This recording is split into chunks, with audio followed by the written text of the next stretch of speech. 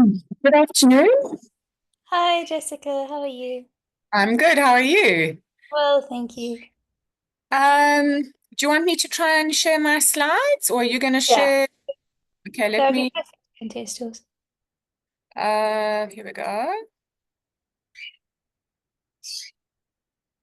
Okay, so it's open, but I'm probably not sharing. Okay, so I'm just going to share. Um, Showing all my.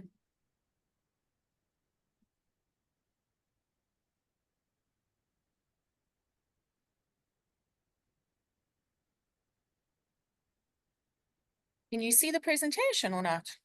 Not yet.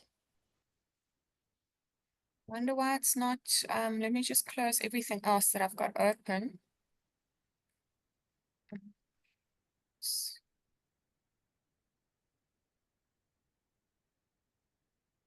Because I'm seeing it on my side. What are you seeing? No, nothing at the moment. Strange. There we go. You got it now? Okay. Yeah. So let me just put it into full screen.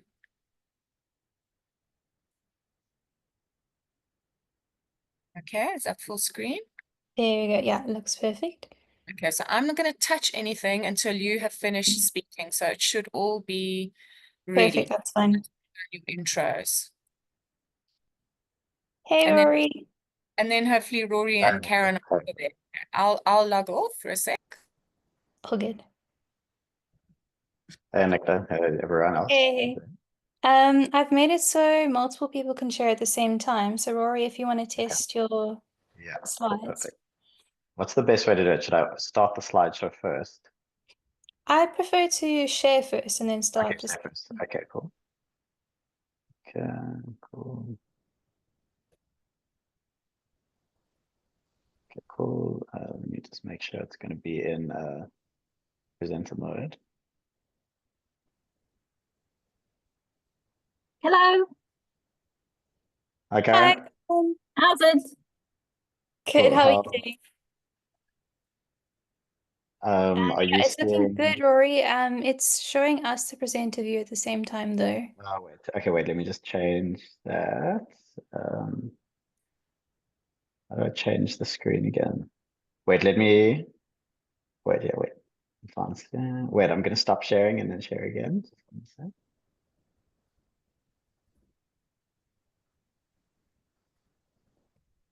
How's that?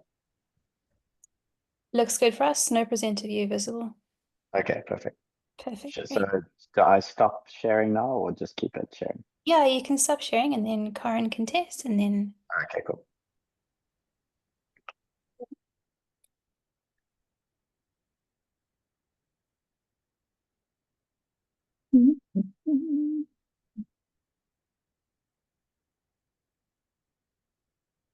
That work?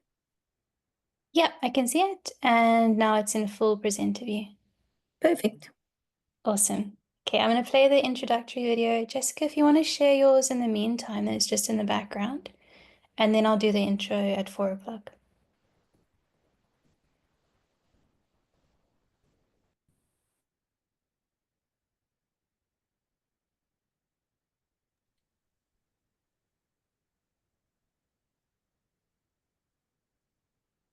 How bizarre. It's just completely disappeared. I'll open it again.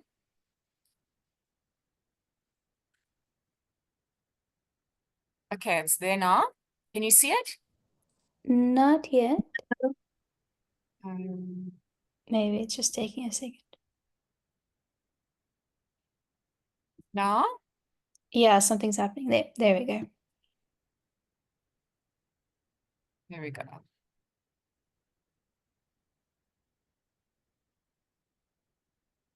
Okay, shall I just leave it on now, or do you want me to stop sharing? No, you can leave it on. I'll just play the video in the background. Okay, I'm just trying to minimize the black boxes, which means that I can't see some of my slides. The actual the Zoom, People on the side. Yeah, I don't know how, because I pressed the minimize, it's not minimizing.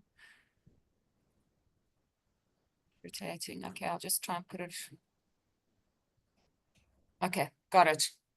Okay, awesome. Would you like me to, do you want us to show our videos while we are speaking, or just our It's voices? entirely up to you, whatever you prefer. All right.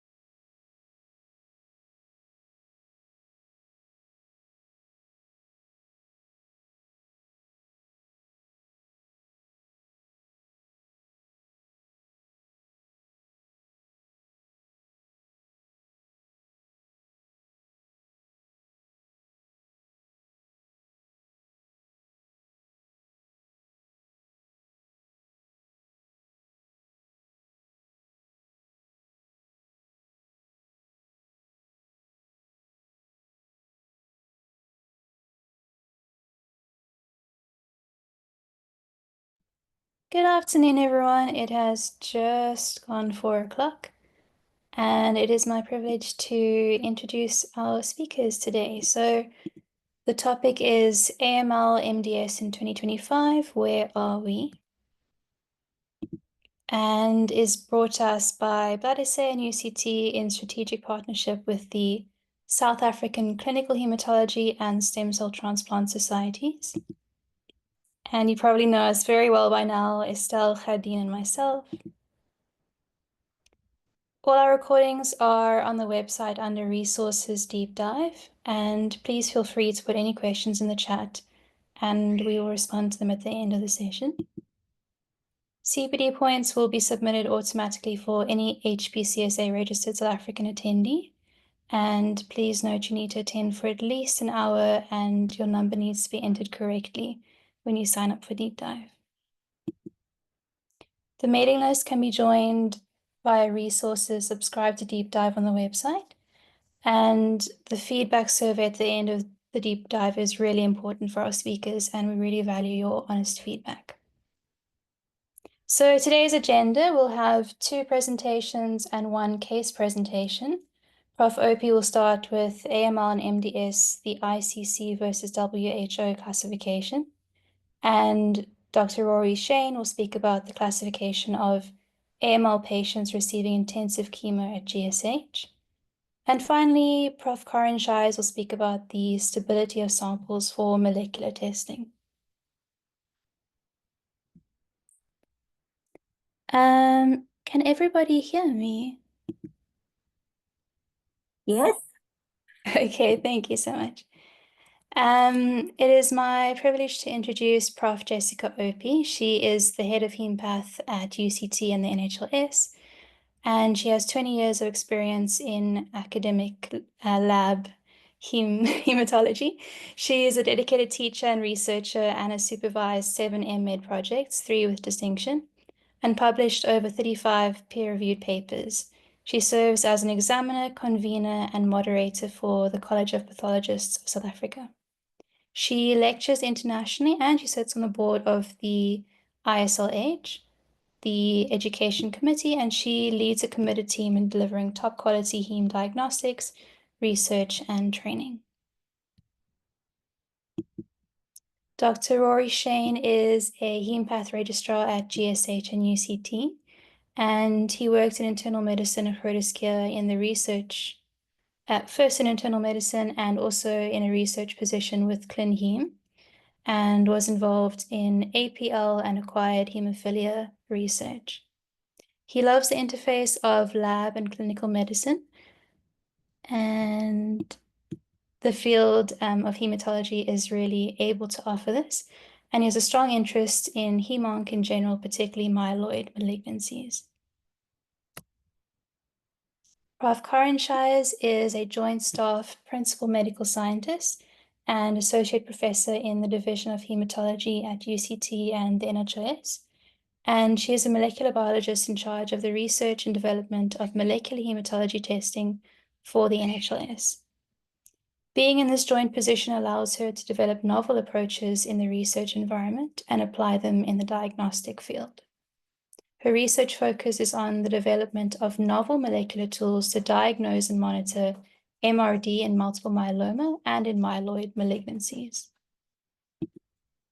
Next week, we'll speak about T-cell lymphomas, and our 2 presenters will be Dr. Gugujali and Dr. Siyabonga Vokleka. And without further ado, I'm going to hand over to Prof. Opie. Thank you so much for that kind introduction, Nicolai. Can you please confirm if you can see the screen? Yes, can see. Okay. Okay, so I'm going to be talking to you today. I'm going to start off, we'll each be speaking for about 20 minutes or so. Perhaps I'll speak a little bit longer. And I'm going to address the rather complex topic of AML and MDS in 2025. Where are we in terms of the new classification systems in particular? Okay, I just need to move to the next slide.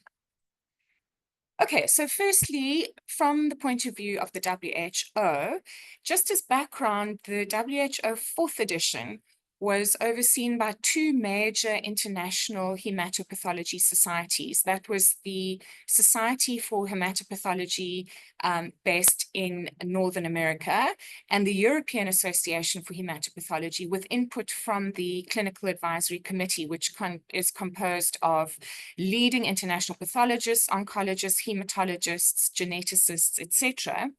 And the 5th edition in 2022 aimed to incorporate scientific advances in molecular profiling, refine and expand diagnoses and diagnostic criteria, emphasizing therapeutically and prognostically actionable biomarkers. And they produced a comprehensive online and paper books, part A and B, which hopefully we'll be getting delivery of soon via this Blood SA platform. So why the international consensus classification and how do they differ? In fact, in the article which was published by the ICC, they say that the 5th edition lacked Society of Hematopathology and European Association of Hematopathology oversight, did not follow the Clinical Advisory Committee process, and that they therefore separated from WHO and reported the ICC classification. So there was obviously there were political challenges that led to this.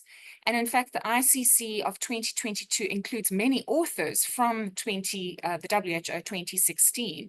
They had similar aims to the WHO to improve diagnosis, prognostication, and treatment and design of clinical trials, with an emphasis on cytogenetic and genomic data in these new entities.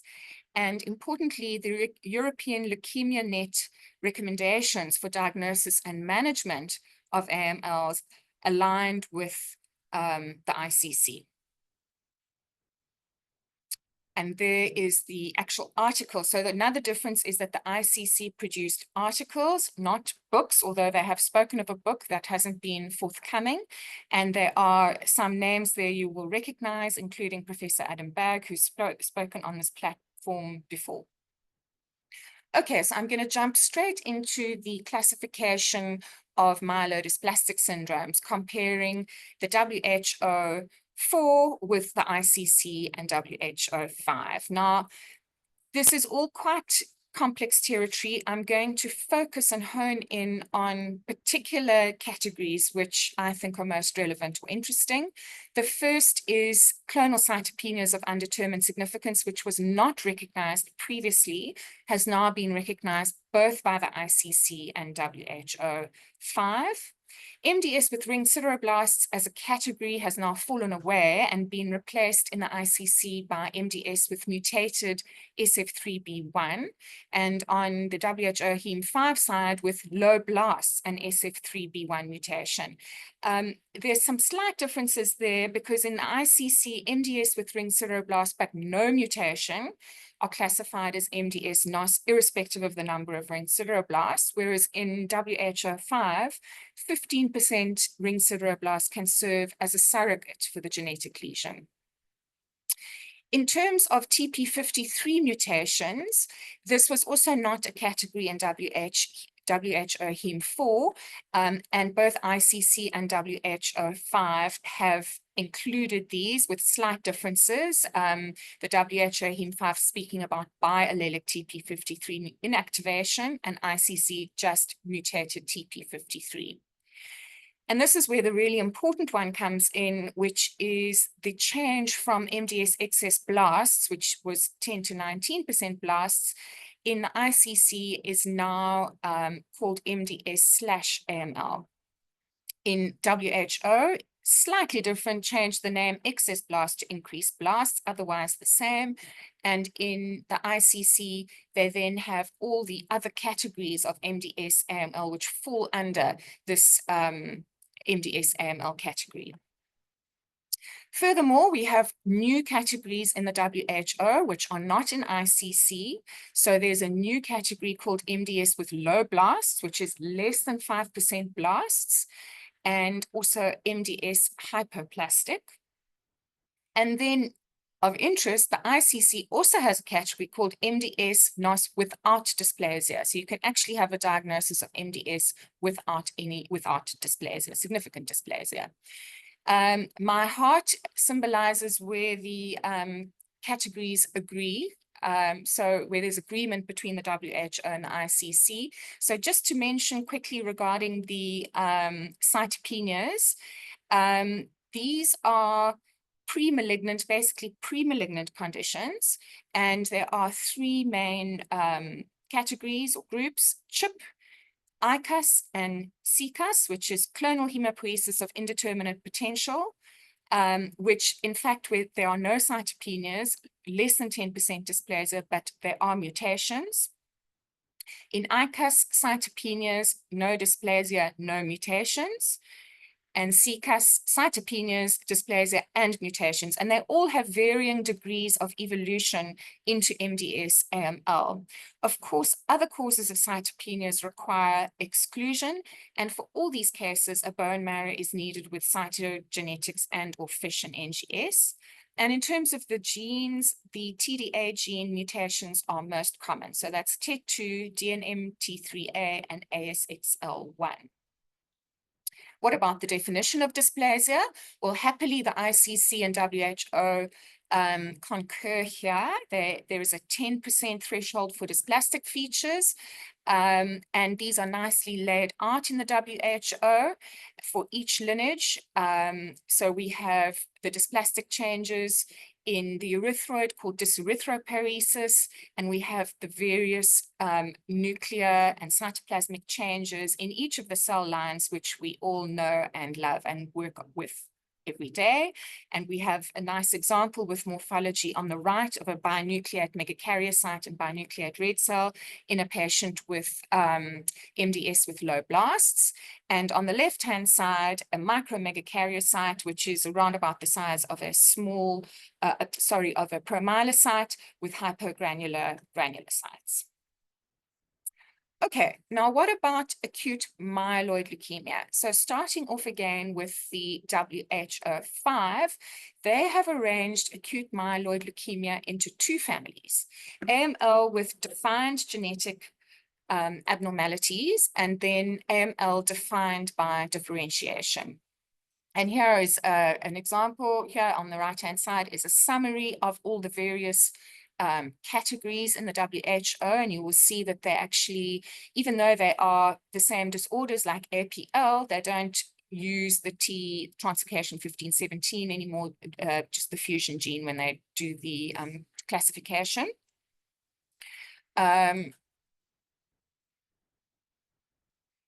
They have removed the category of AML-NOS, which is retained by the ICC.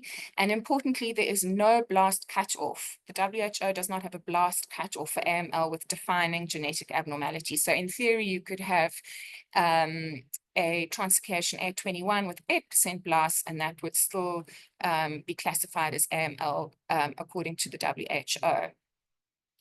The AML myelodysplasia related has been updated. It's got updated diagnostic criteria and does require more than 20% blasts. Okay, so to get into more of the detail here, on the left-hand side is a diagram of the, or a table of the WHO Hem4 compared to ICC and WHO Hem5. And I've tried to simplify this into the areas where there have been significant changes. So starting with the ICC, the AML, as we've said before in the MDS AML slide, they require 10% or more blasts for recurrent cytogenetic abnormalities, whereas the WHO does not specify a minimum blast count. This is excluding BCR-ABL, where 20% blasts is required, and CEBPA. This is to account for CML transforming into blastic phase. There's a new category in the AML, again, MDS AML, and that is also except for BCR-ABL, so that is similar to WHO. In the ICC, they have AML with MDS-related gene mutations, and there's a whole list of genes, including ASXL1, BCOR, RUNX1, and SF3B1, which requires more than 20% blasts. AML does not, in the WHO, does not specify the actual genes. In the ICC, they also have a category for cytogenetic related abnormalities and MDS related, which requires greater than 20% blasts. AML, defined by differentiation in the WHO, also requires 20% blasts. And then, very important, the ICC has listed AML with a TP53 mutation with a variant allelic frequency of greater than 10%, which needs 20% blasts, and that's its own category, which because of the poor risk, which I'll go into a little bit later, but the WHO 5 has not recognized this as a distinct entity. Okay, so you will see that the ICC aligns with the European Leukemia Net 2022 classification, and we have the three main categories: favorable, intermediate, and adverse. I will not go through the detail of each of these categories. Rory will also be mentioning this in his presentation. In the interest of time, I will not repeat that. But what they are recommending is a hierarchical diagnosis of AML. So starting off, the first point is, are there defining genetic abnormalities? So if any of the defining genetic abnormalities, such as, let's say, inversion 16 are present, and there are more than 10% blasts, then the patient falls into AML with recurrent genetic abnormalities. If those are absent, if there are no defining genetic abnormalities, the next step, and this is what European Leukemia Net and ICC are advocating, would be to test for the mutated TP53. And if that's positive, it would fall into AML with mutated TP53. If negative, we then need the results of these various mutations which they've listed, and then it would be diagnosed as an AML with myelodysplasia-related mutations. And after that, then you bring in your karyotypic abnormalities, such as complex karyotype, monosomy 7, trisomy 8, and then it would fall into AML with MDS-related cytogenetics, and if all of those are negative, MDS-NOS. Now, I just want to highlight that this approach does require NGS to identify all these genetic mutations. NGS is costly. It is available in South Africa, as we all know, but it's costly. It's not available everywhere, and also takes time. Even best practice internationally can take up to 28 days. So these are not results that are going to be available immediately. All right, now in terms of AML, myelodysplasia-related AML, there are some differences between WHO 2022 and ICC.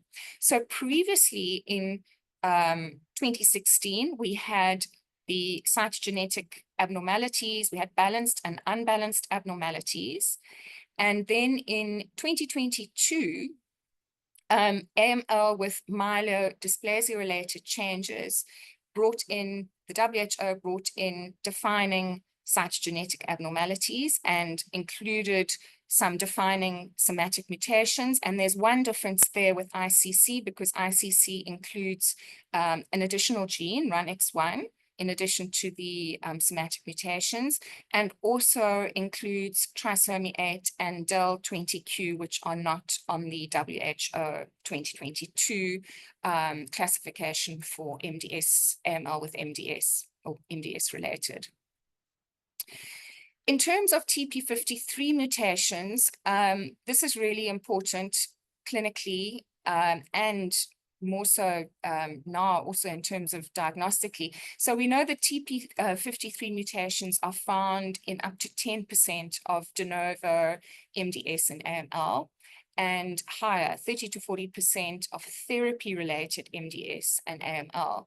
The majority are inactivating missense mutations, leading to loss of function of the tumor suppressor gene P53. I mean the P53 protein. So this particular protein causes cell cycle arrest and allows the cells to recover from genetic insults via various mechanisms. And when this is damaged, then the oncogenesis is enhanced. So these TP53 mutant clones are widely resistant to current chemotherapy. And although there have been targeted therapies developed in clinical trials, none to date have improved survival. So just to show some real world outcomes in AML with MDS related genetics, in this particular study from last year, there was a retrospective analysis of approximately 430 patients, and they took AML patients without defining genetic abnormalities and looked at them together. And then following that hierarchical classification that I showed you, they first took the AML with mutated TP53 into one group, and then the AML myelodysplasia related according to the genetic mutations, and then the third group were those that didn't have mutated TP53 or the other mutations, and then looked at their outcomes. And what is striking here is the very, very poor outcome of AML with TP53 mutations, really poor overall survival. The AML NOS group did the best, and slightly worse than that, the AML myelodysplasia related. So the conclusion was that this AML with TP53 really warrants a separate entity from AML myelodysplasia related in the WHO5, and that AML MDS myelodysplasia related can be combined into a single group in terms of their clinical outcomes. I just wanted to, I know I'm going quite fast, but I've got to leave time for the other two speakers, but I just wanted to highlight the history here of this amazing scientist, Dr. Janet Rowley, who was the first person she proved that cancer was related to a genetic disease via discovery of the Philadelphia chromosome in CML. And here's a picture of her with her first karyotype. And just to remember how this has absolutely, how we've gone from that to where we are today in my lifetime is quite astonishing. So in conclusion, both the WHO and the ICC classifications highlight increased reliance on cytogenetic and molecular features. The WHO5 provides extensive detail on the clinical features, morphology, flow, cytogenetics, which are all invaluable in daily pathologist work. The two classifications do confuse consistent disease classifications, and if possible, one needs to really aim to report or apply both where possible. And just to bear in mind that the increasing molecular knowledge will continue to expand the list of entities, and that the well-resourced and less well-resourced settings are really on a different foot when it comes to workup of these patients. NGS requires funding, it requires technical expertise, and has limited application globally to most of the world's population. I'm going to stop there. Thank you very much for your attention. I'm going to stop sharing and see if I can see anything in the chat. Not seeing anything in the chat. Does anybody want to comment or have any questions?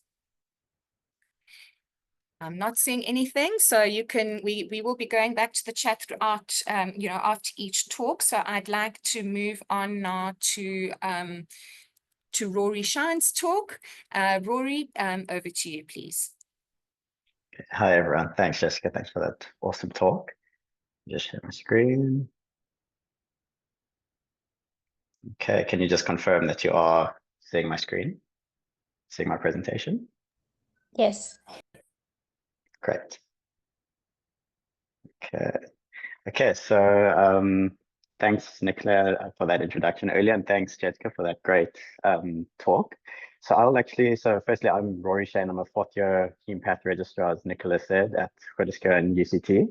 And I really have a strong interest in heme oncology in general, but particularly myeloid malignancies.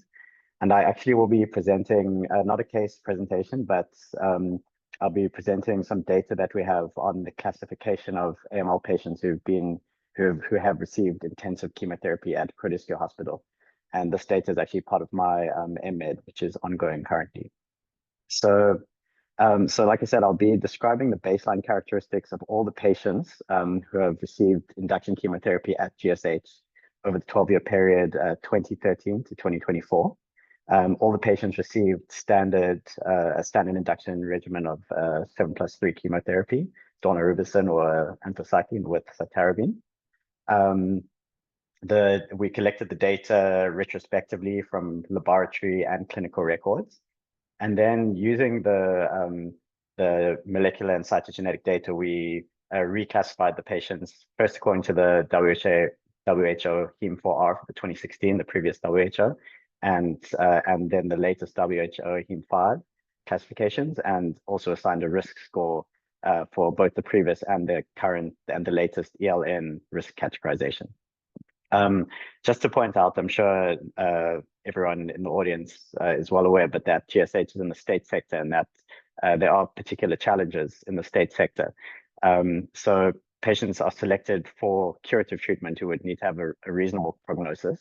So therefore, we do expect to have a younger cohort when compared with international data. And this would also likely reflect the general population being younger in South Africa than international data. Another factor just to keep in mind in terms of the resource constraints would also be that some diagnostic tests, which ideally you would want to be done, would not have been done. And we found that particularly in the earlier patients from the earlier years of the study period. So just to talk about the routine cytogenetic and molecular testing we do at GSH. So all patients in our cohort would routinely have had a conventional karyotype performed. The turnaround time is around 2 weeks for that, which actually by international standards is very good. And we don't routinely perform FISH, but it would be performed only as per indication or pathologist judgment. Throughout the study period, also PCR for NPM1 and FLT3 mutations was performed for patients with normal karyotype. And then something which I'll also focus on is that since June 2022, NGS was routinely performed for all these patients who received intensive chemotherapy. Basically, it's the Oncomine Myeloid Panel performed, so it's a send-away test performed at Wits up in Joburg, who perform it for the whole South African state sector. And like Jessica mentioned, the turnaround time for that is long. It's 4 to 6 weeks, but again, by international standards, it's not terrible. But obviously means that you can't rely too much on this test early on in treatment in terms of making clinical decisions. So yeah, getting to just some of the basic patient characteristics of our cohort. So we identified 86 patients. Like predicted, the median age of the patients was 38.4, and you can see this is in quite stark contrast to similar cohorts that are reported in high-income countries of 60 to 65. This is even of patients who are receiving induction chemotherapy for AML, so quite significantly younger.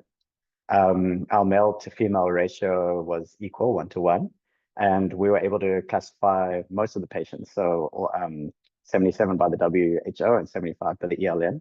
That's because 11 patients did not have a karyotype, so it just wasn't performed in 3 patients and failed in 8.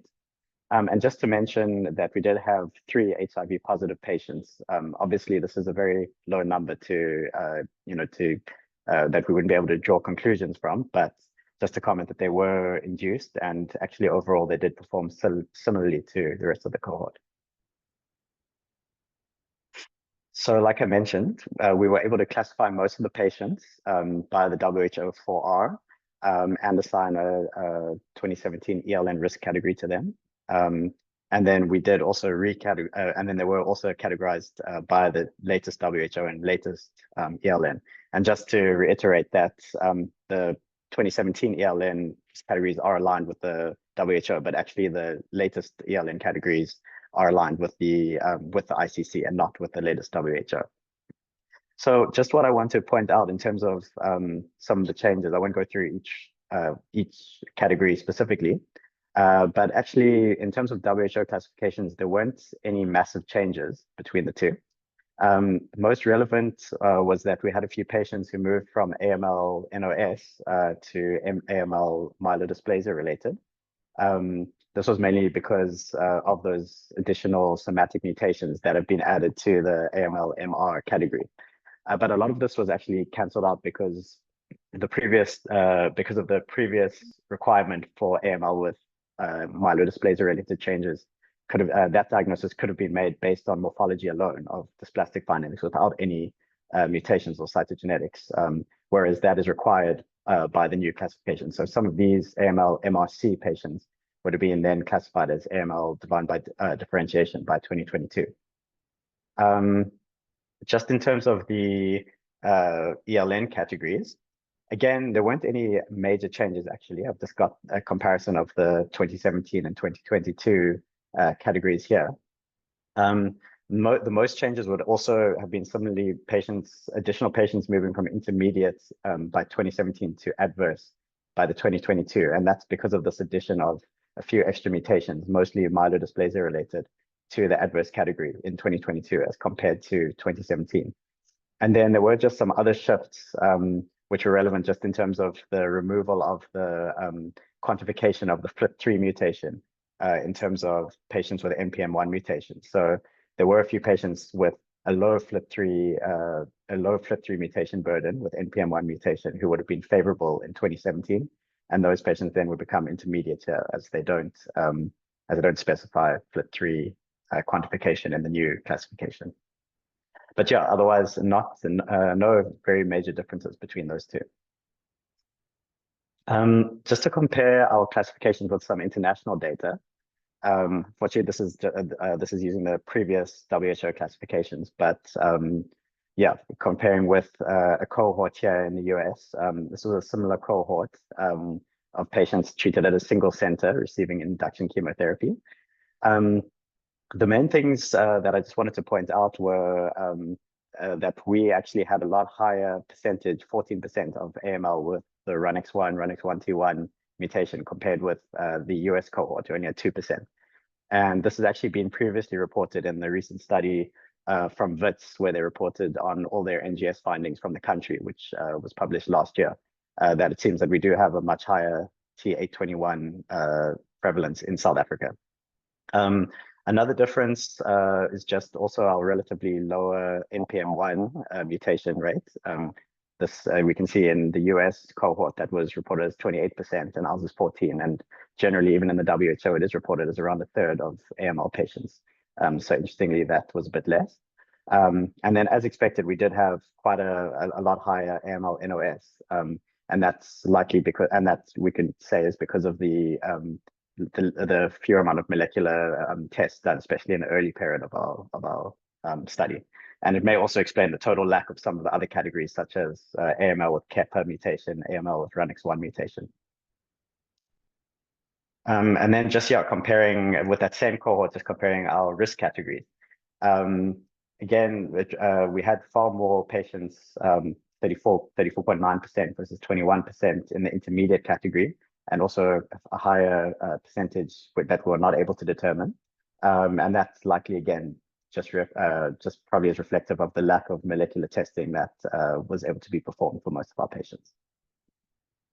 But yeah, now getting to the interesting part is NGS, which has really changed the whole landscape. So like I mentioned earlier, we've been performing it routinely since mid-2022. So for this study, we had about 2.5 years of data. Here's the Oncomine panel that's performed at WITS. I believe this is the panel that's performed for the whole country. So in this 2.5 years, we had 14 patients who had NGS data, and there were actually 5 patients who had their risk category altered based on the NGS results, which obviously can be quite relevant. So just in terms of the findings, so here's basically all the mutations that were picked up in our of the patients who had NGS done. All but one patient did have mutations found on NGS, and that patient actually is worth mentioning had a complex karyotype, so would have fallen in the adverse risk group anyway, but also only had DNA analyzed, not RNA. This was in the early days of when we were sending NGS, and likely was due to sample instability, which I think Karen may talk a bit more about. But yeah, basically every other patient had at least one abnormality. In fact, all the other patients but one had more than one abnormality. And we can see the most common abnormality is our FLT3, and then our genes related to epigenetic dysfunction, IDH1, DNMT3A, IDH2 is there as well. And just to point out some of our myelodysplasia related changes, like our STAG2 mutation, our B-core, ASXL1, etc. So yeah. And again, our myelodysplasia related changes were found. Yeah, something I just wanted to point out as well is that, interestingly, there's no TP53 mutation that was detected in this. It is a relatively short time, but obviously something to keep an eye out on, as Jessica mentioned, how it's so relevant for patient prognosis and the clinical picture of the patient, but wasn't picked up in the 2.5 years that we've been doing NGS. I just want to talk about those 5 patients who had their risk category changed because of the NGS findings. So all 5 of them had a normal karyotype, and on our NPM1 and FLT3 mutation testing were also negative. So all these patients moved from the intermediate to adverse risk, mostly because of these myelodysplasia related changes which were detected. So 2 of the patients had STAG2 mutations, 1 had an ASXL1, and 1 had a mutated B-core. And then there was just 1 patient who actually had a cryptic KMT2A MLLT4 fusion. So this was missed on karyotype, which we know is fairly well described with KMT2A translocations. And yeah, this patient would also then fall into the adverse risk. This obviously, raises the point of, even though, because we had such a minority of patients who performed NGS on, all those other patients from earlier years who would have had a normal karyotype and fallen in the intermediate group, obviously had quite a high chance of possibly finding some additional mutations, as would be the case anyway. So just to summarize what we found and what we've spoken about today. So we found, firstly, we had a much younger cohort than is seen in high-income countries.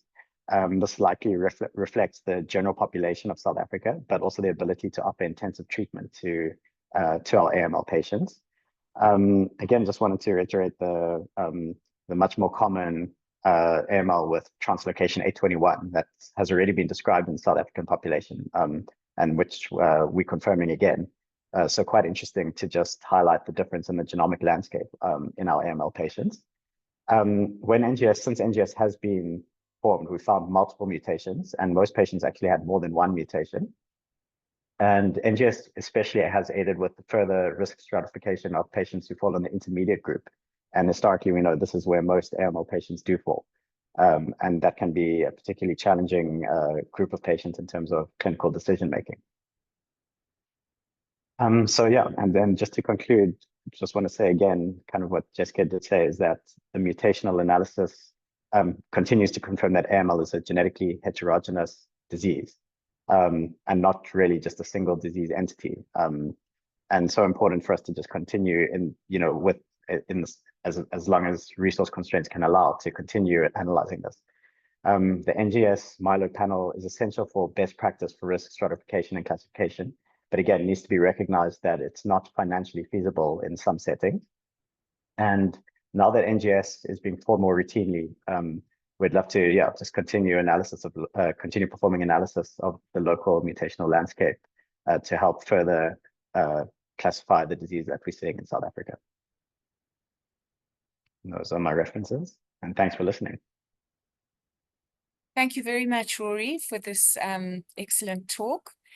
Not seeing any questions on the chat for Rory, but if there are any questions or comments that come up, please feel free to pop them on the chat. But then I think we should move on to the next presentation, which is by Prof. Karen Shires, regarding the stability of samples that are collected for molecular testing, a very important practical aspect of this this situation that we find ourselves in with myeloid malignancies. over to you, Sharon.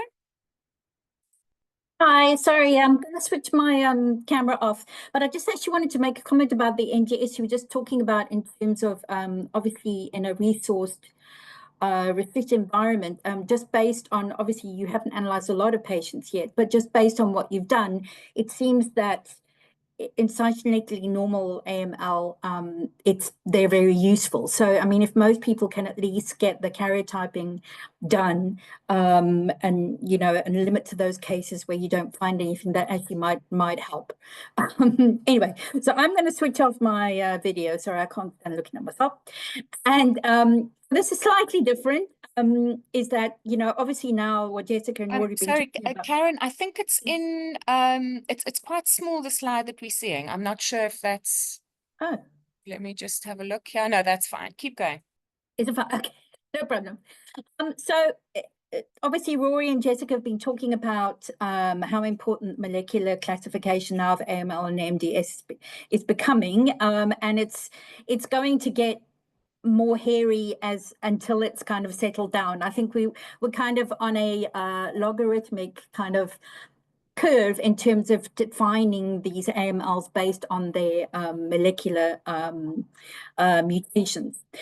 So my presentation is slightly different. Is very key in terms of clinicians and pathologists who are requesting these molecular tests, and an issue that is incredibly important to bear in mind. So this is it's actually a study that was an inmate project for Victoria from our hematology lab, sorry, recently qualified pathologists, and also an honours project, Asanda, from last year, and they actually both, Victoria got a distinction for her inmate and Asanda got a distinction for her project, so I'm going to be a bit boastful there. But what we wanted to do was we wanted to have a look at how sample handling actually has an effect on detecting some of these myeloid markers, one of them which is specifically AML related. Sorry. The rationale behind the study was that obviously, you know, the detection of some of these mutations occurs in small populations, and it's obviously key in the management of these hematology malignancies. So some things like JAK in NPM1, in myeloproliferative neoplasm, for instance, you can look at, you know, some of the ET cases only have a subpopulation that's mutated of about 2%, so you need to be able to detect that. And if you're going to be using this kind of, you know, once you found a mutation, now you want to follow up, you know, looking at minimal residual disease, you need assays that are capable of detecting these subpopulations over 4 or 5 logs. So these molecular assays have been very carefully designed by companies or in-house to achieve this kind of sensitivity. But we, you know, I'm going to say we because we've also been setting up our own assays. You know, we work with pristine samples. You know, we work with samples that were taken immediately, brought to the lab, or we're working with tissue culture samples that we have a lot of control over. So measures that are actually put in place to limit the chances of a false negative or an inaccurate quantification are actually quite limited. So you can have things like if a sample fails the number of, able transcripts amplified, for instance, or if the overall DNA integrity value, that's the DIN, or the RIN, which is the RNA integrity value, you know, you can maybe quantify those to see what was the quality of your sample up front, your DNA and your RNA. But are they enough to be able to protect against a sample that has been hanging around on the bench for a couple of days or a couple of hours even? Are these measures enough to make sure that you are not actually producing a useless result, a false result? So myeloid cells are known to be more fragile than lymphocytes in vitro and in vivo. And so what effect does this have, if any, on the detection of mutations specifically in these cells, which obviously in myeloid diseases is what we're looking at? So is there a possible biased cell death or cell loss before testing? So your sample could still be good quality DNA or RNA, but you actually might have lost some of those cells before you even get to extracting nucleic acid. Is there maybe biased DNA damage in cells that are apoptotic? So are some cell types, cycling through the apoptotic pathway and others are not? Is there maybe biased RNA degradation? So is it maybe that ABL, which is used as a housekeeping gene, is actually quite stable, but then your transcript of interest is not? So then the normalization doesn't work very well. And basically, overall, can this lead to inaccurate disease level reporting? So those are some of the issues that are not very well defined. So even though we have these wonderful molecular assays, the actual quality of the input sample is sometimes overlooked. And the problem is that there is no standardization, even in South Africa, let alone internationally, in terms of sample requirements for molecular testing. I mean, something like a JAK exon 14 mutation, for instance, some labs are going to say we need it within 24 hours, where some other lab might say 72 hours. So there's massive variation, and this we wanted to know, can this, potentially cause a problem? So the aims of and objectives of the study were kind of twofold. One was by using healthy individuals, which we knew, so we could bleed them a little bit more. This took a huge amount of blood from each person. It was about 50 mils of blood at a time, which is a lot. We basically wanted to look at what happens to specific parameters like the cell numbers, the apoptotic status, DNA and RNA integrity, and then look at the amplification of certain targets. What happens to those characteristics over a period of 4 days, and whether or not the sample was actually stored at room temperature, which we defined it as 20 to 25, but actually in reality can be defined as 15 to 25, usually for a transport setting. Versus refrigeration, which is 4 to 6 degrees. We didn't do on ice because the problem is on ice, I actually did a quick experiment, and actually on ice is obviously not a stable temperature. So when you initially put samples when you initially have a bucket of ice, it could actually register as 1 degree. But within about half an hour, it actually goes up to 6 degrees. So actually holding something on ice is not particularly stable, but refrigeration is actually quite well defined. And from a transport point of view, you can actually specifically request refrigeration. So we kind of looked at those two temperatures. In healthy individuals, we had 5 healthy individuals that went through all of that. And then we had two poor people that donated again, where we actually then were looking specifically at the granulocyte component, and then looked at their integrity of their DNA and RNA separately. Then what we did was we actually managed to have female patients, an AML patient and an MPM patient, and we took them through the process of splitting their blood over the 4-day period and at the different sample temperatures.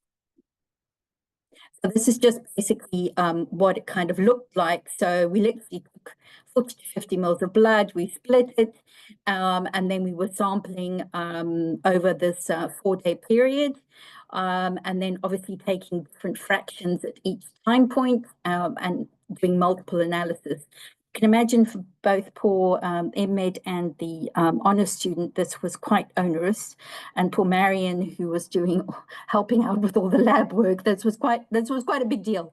So Victoria did the basically the overall stuff, and then Asanda, who was the honors student, actually looked at the patients, the healthy individuals, where we actually did cell sorting at each time point to get the granulocyte fraction, and then we extracted DNA and RNA. So the results were actually, I was shocked actually, because I'd always been under the impression falsely that, by day 3, that you actually would have lost actually you would have lost some of your granulocytes. You would have lost some of your myeloid cells, and that those cell numbers would actually, would have been reduced, and therefore that would reduce the sensitivity of your assay. Turns out that's not the case. So overall, we had no significant change in the overall white cell count itself. And in the graph above you can see that the, so I'm just gonna, oopsie. On a marker. So if you look at the graph here, if you look at the myeloid fraction, we're looking at the diff here. The percentage, so this was now including neutrophils, monocytes, eosinophils, and basophils together, that actually over the time course at the two temperatures, the percentage of the myeloid fraction was very stable. So indicating that we actually didn't lose any cells even over the 4 days at room temperature, which was not what I expected. But what was interesting was that obviously after 3 days at room temperature, we did find that the absolute count of the myeloid subpopulations did vary a little bit. So you would have one like the monocyte population would decrease, but like the neutrophil count would increase. That makes no sense. But if you look at this is now from the Sysmex analyzer, and if you look at the population of cells here, you can see that this is now after 4 days at room temperature, how the cells are actually separating is actually quite different, and this is because there is a change in density, there's a change in status of the myeloid component, so it becomes more and more difficult for the Sysmex machine to actually be able to pick apart the different populations. So that's why after 3 days, it's actually quite difficult to accurately get absolute counts for those different subgroups.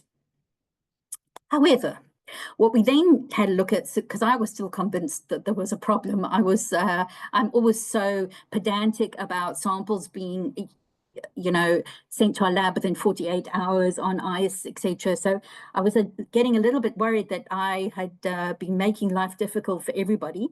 So I was very relieved to find that when we looked at the apoptosis level, so this is now where we actually took a sample at each time point.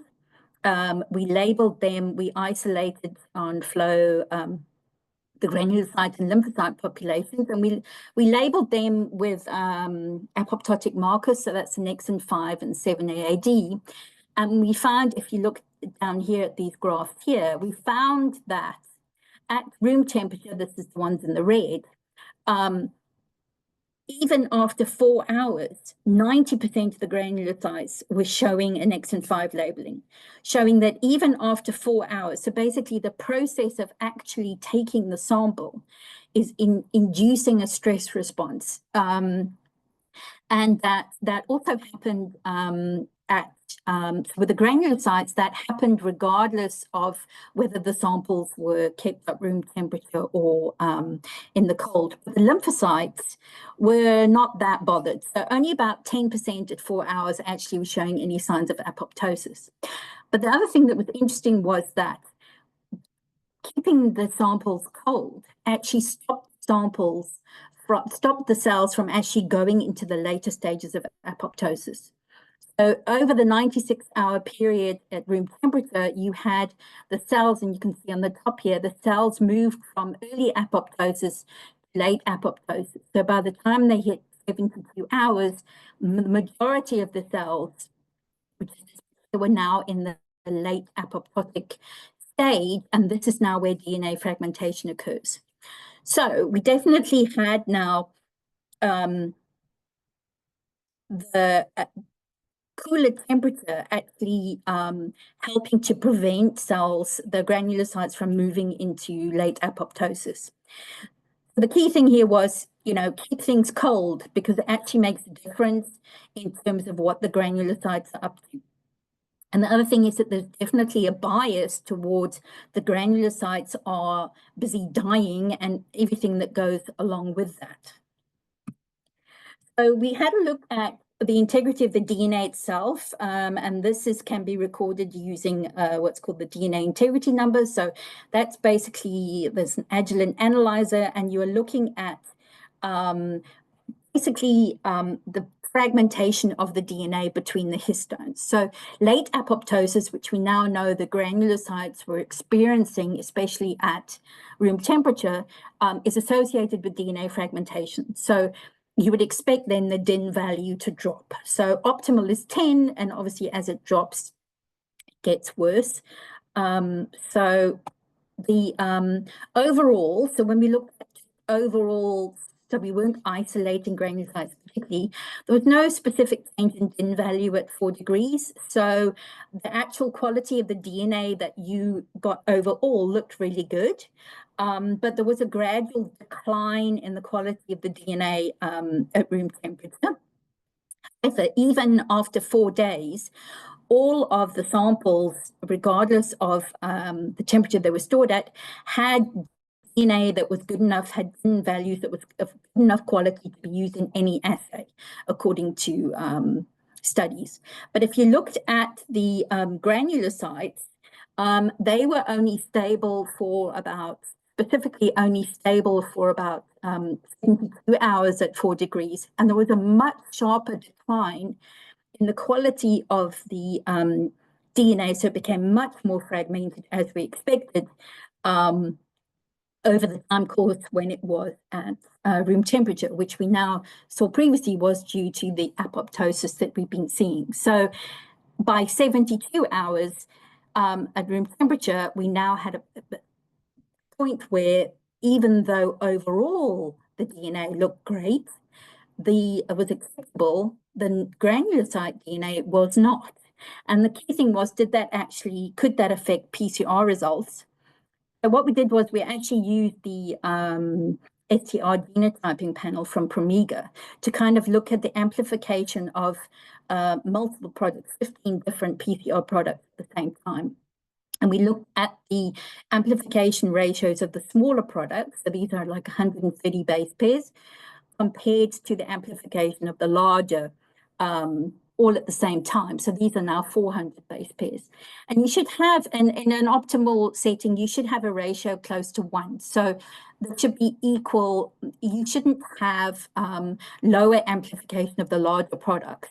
It should be fairly even. So this was at 0 hours, and this is now what it looks like at 72 hours at room temperature for the granulocytes. And you could clearly see there is a drop off in the quality of the DNA because now it's been fragmented. You get a lower amount of the ability to amplify the larger products. That is significant because that's not happening to the lymphocytes. So overall, this is now what we look at the ratio, those ratios I showed you, and overall, amplification of the larger PCR products was greatly reduced by like 47% at room temperature. And that the granulocyte DNA degradation is biased, and it's a negative bias against a negative amplification bias. So if both the DNA of the lymphocytes and granulocytes were both being degraded at the same rate, it wouldn't necessarily matter. But because you've got granulocyte DNA degrading at a greater rate than lymphocytes, you could easily get a skewing in the amplification and reporting of mutations. And this especially is going to happen at room temperature. When we look at the RNA integrity, you have here, again, we definitely see a difference between overall and granulocytes only, where overall we had the refrigeration basically maintaining very good quality RNA, a RIN value of greater than 8. Which is fantastic, and that's anything over 7 is usable for most assays, and 8 is still acceptable for NGS. So at room temperature, you had a drop between 72 and 96 hours. So room temperature, you're pushing your luck overall. But the thing is, then again, we were seeing that this was not the case with granulocytes only. So this meant that lymphocytes, the RNA component, is actually quite stable. And again, that is more than likely due to the fact that apoptosis has not been triggered. But we see a much lower, much faster drop in the quality of RNA at room temperature for granulocytes. And in fact, actually, even by 24 hours, you've actually theoretically got RNA that is unusable, technically unusable, or should be unusable at room temperature. So again, we have biased granulocyte RNA degradation. So we then wanted to know, so overall we could see that there definitely is some kind of bias, cell death, there is bias in the nucleic acid degradation. So we actually then wanted to see, okay, when we actually look at patients with hematological malignancies or disorders, does that make a difference? So the easy ones were to look at two PV patients that we had. They have different allelic ratios, but you could see over time that the allelic ratio stayed the same for both of them, there seemed to be absolutely no difference in, you can see here, this is actually what the melt peaks look like for the different patients, different temperatures and times. There was absolutely no difference whatsoever. It didn't make any difference whether the sample was analyzed immediately or after 4 days, which is fantastic. There were no changes in the amplification levels, but looking at it now, I'm not surprised because it's actually a very small 163 base pair fragment that we're amplifying. And we've seen that even with the granulocyte fraction after 72 hours, the amplification of those smaller products is still possible. So this kind of showed that it's going to depend on whether or not it has an effect, sample storage has an effect on your mutation detection, and how big you actually, the product you're amplifying. So you have to be very aware of that. And then it was a matter of, we look now at good old BCR-ABL. And I've always been very adamant that samples must come within 48 hours, should be, on ice or refrigerated. And I'm glad to say I kind of did quite nicely prove that. So we had 3 patients, CML patients, who've been treated with imatinib. They currently were at different levels of their IS percentage. You could quite clearly see that when refrigerated, even up to 4 days, you were getting consistent levels across the BCR-ABL IS percentage didn't change, which was fantastic. So even at 4 days, you keep that blood sample in the fridge, you can still get good quality RNA, and you're not going to significantly send out a lower result. However, room temperature, completely different story. So in all 3 samples, by the time you hit 48 hours, you were getting significantly lower levels. And by 72 hours, you could be off in the reporting by even as high as a log, which makes a huge difference when it comes to reporting in terms of somebody maybe achieving like in this case, a patient who actually basically was still sitting on 1%, could have easily been reported as achieving a major molecular response. So that's major. So samples should not be left hanging around at room temperature. And it also clearly showed the fact that there was a drop in this level means that the BCR-ABL and ABL transcripts are degrading at a different rate. When it comes to CML, keep things cold. And then the final one was when we were looking at, I'm showing the results of the patient, but we also spiked some samples with a cell line that we had. But with the patient, it was very interesting in terms of, again, the cold definitely helped reduce the kind of false low reporting. But really, when you're looking at NPM transcripts, you've really got 48 hours. You don't have 4 days. And at room temperature, again, just like BCR-ABL, you had almost a log drop in the quantifiable amount of RNA. So different transcripts are affected differently. and you need to be aware of that. So the final recommendations and what findings were the temperature and time matter. So I did feel vindicated a bit that I get so fussy about it. But the key thing was that the effects are biased, which is a problem. So even if you look like you've got good quality RNA and good quality DNA and your able levels are fine, that doesn't actually guarantee accurate specific results. And that your targets actually are affected differently, even though your housekeeping housekeeping gene is actually quite stable. And the key thing that I really want to stress is whether or not you are doing standard PCR, qRT-PCR, gene export, or NGS, it's going to all these things that we've seen here. If you're working with peripheral blood samples in an EDA K2 tube, all of these assays are going to be affected the same way. None of them are excused from it. So in expert, if that sample has been sitting around for 3 days at room temperature, you're going to get poor results on the gene expert. So it doesn't excuse it from that. Now it's a matter of, well, now what? You know, so you have things like triazole and RNA later, which are additive, but the problem is to try and stabilize the cellular components. But these actually require manipulation at the site of the blood draw. So they require centrifugation, adding the substances. And the problem is that that is not something that is feasible. The other thing, which I know a lot of labs are using, are PAX-gene tubes, which again is to stabilize your cellular component, your cellular kind of component.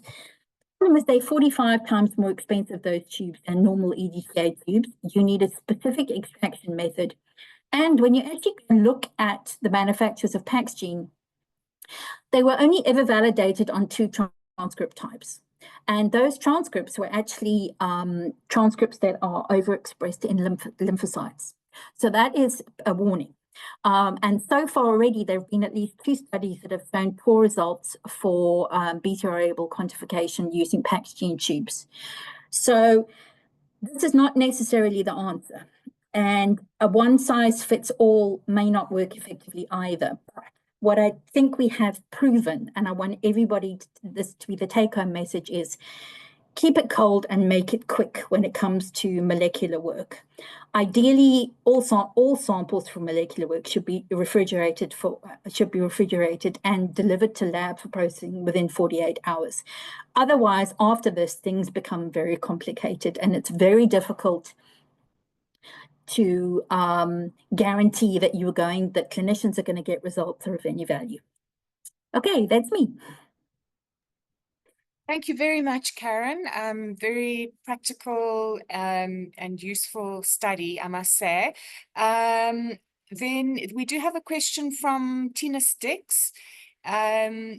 Just to clarify for the study, you did use EDTA tubes rather than PAX-gene. Oh, yeah. So for this study, it was the EDTA tubes. We're actually going to be starting a new one where we're actually going to look at the PAX-gene now and have a look to see whether it makes a difference or not. I'm not particularly hopeful, actually. So yeah, but we will be carrying that out with PAX-gene tubes, yeah. But so you're saying that EDTA tubes are sufficient, or you're saying Yes. that? Yeah, yes, I'm pretty sure that. I mean, we don't want to have to buy the PAX-gene tube. Very expensive. No. I basically, our next study will basically be, proving that PAX-gene is not the way to go. Yeah. Okay, great. Okay, well, I think we've come to the end of the session. I'd like to thank the speakers and the audience. I think this was very useful, looking at different angles of this very big topic. I just wanted to say one practical conclusion that we came to in terms of testing was to actually do the 17p deletion on FISH in patients, in AML patients early on in the diagnostic algorithm in our setting, because most of those, around 88% of those cover the TP53 mutation, just as a pointer, because that TP53 mutation testing is much more expensive, obviously, if we can only do it on NGS. So thank you very much, everybody, and all the very best. Thank you. Bye-bye.